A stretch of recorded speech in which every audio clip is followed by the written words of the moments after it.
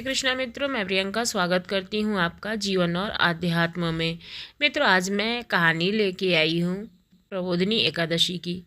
आज तुलसी विवाह भी है और आइए सुनते हैं पवित्र कथा। एक राजा था, उसके राज्य में प्रजा बहुत ही खुशी थी। एकादशी को कोई भी अन्न नहीं बेचता था, सभी फलाहार करते थे। एक बार भगवान ने राजा की परीक्षा लेनी चाहिए। भगवान ने एक सुंदरी का रूप धारण किया तथा सड़क पर बैठ गए। तभी राजा उधर से निकला और सुंदरी को देखकर चकित रह गया। उसने पूछा, हे सुंदरी, तुम कौन हो और इस तरह से यहाँ क्यों बैठी हो?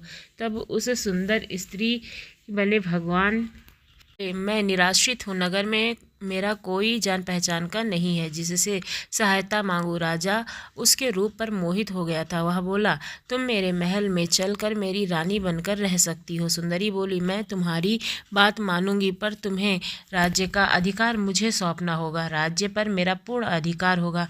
मैं जो भी बनाऊंगी तुम्हें खाना होगा। राजा उसके रूप पर इतना मोहित था कि उसने उसकी सभी शर्तें मान ली। अगले दिन एकादशी थी। रानी ने हुक्म दिया कि बाजारों में अन्य दिनों की तरह अन्न बेचा जाएगा। उसने घर में मांस, मछली आदि पकवाए तथा परोसकर राजा के सामने खाने को भी दिया। यह देखकर राजा बोला, हे रानी, आज एकादशी है, मैं तो केवल फलाहार ही करूँगा। तब रानी ने शर्त की याद दिलाई और बोली, या तो खाना खाओ, नहीं तो मैं बड़े राजकुमार का सिर काट लूँगी। ने अपनी स्थिति बड़ी रानी से कही तो बड़ी रानी बोली, महाराज, धर्म न छोड़ें, बड़े राजकुमार का सिर दे दें। पुत्र तो मिल जाएगा पर धर्म नहीं मिलेगा। इसी दौरान बड़ा राजकुमार खेलकर आ गया। माँ की आंखों में आंसू देखकर वह रोने का कारण पूछने लगा तो माँ ने उसे सारी वस्तु स्थिति बता दी। तब वह बोला, मैं सिर देने के लिए तैयार हूँ, पिताजी के धर्म की रक्षा होगी। राजा दुखी मन से राजकुमार का सिर देने को तैयार हुआ तो रानी के रूप से भगवान विष्णु ने अपने दर्शन दिए।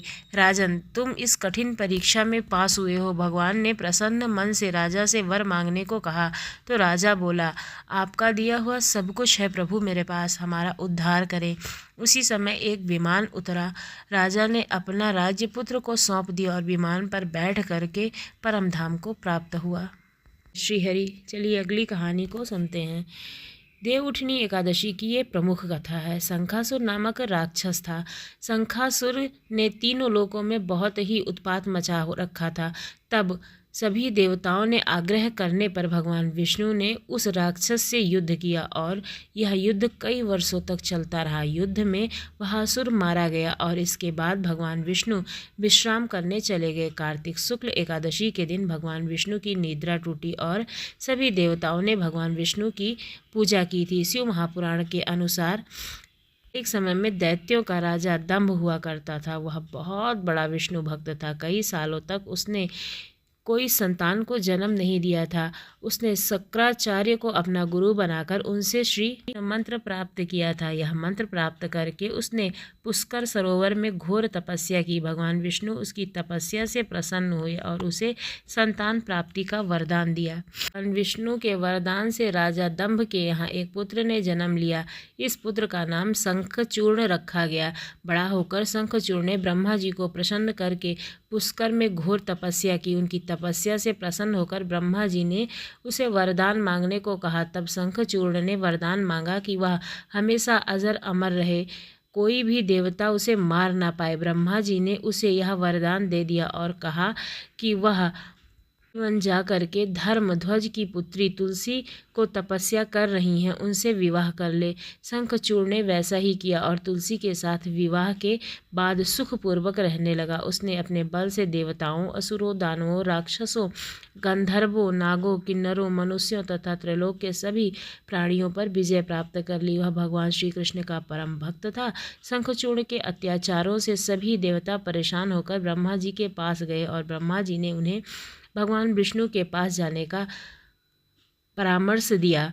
भगवान विष्णु ने कहा कि शंखचूर्ण की मृत्यु भगवान शिव के त्रिशूल से ही होगी, अतः आप उसके पास जाएं। भगवान शिव ने चित्ररथ नामक गण को अपना दूत बनाकर शंखचूड़ के पास भेजा। चित्ररथ ने शंखचूड़ को समझाया कि वह देवताओं को अपना राज्य लौटा दे, परंतु शंखचूड़ ने मना कर दिया और कहा कि वह परमेश्वर से युद्ध करना चाहता है। शिव को जब यह बात पता चली तो युद्ध के लिए अपनी सेना लेकर निकल पड़े। इस तरह देवताओं और दानवों के बीच घमासान युद्ध हुआ, परंतु ब्रह्मा जी के वरदान के कारण शंखचूड़ को देवता हरा नहीं पाए। भगवान शिव ने शंखचूड़ का वध करने के लिए जैसे ही अपना त्रिशूल उठाया, तभी आकाशवाणी हुई कि शंखचूड़ के हाथ में श्रीहरि का कवच है और इसकी पत्नी का सतीत्व अखंडी है, तब तक यह वध असंभव है। आकाशवाणी सुनकर भगवान विष्णु वृद्ध ब्राह्मण का रूप धारण कर शंखचूड़ के पास आए और उससे श्रीहरि कवच दान में मांग लिया। शंखचूड़ ने वह कवच बिना किसी संकोच के दान दे दिया।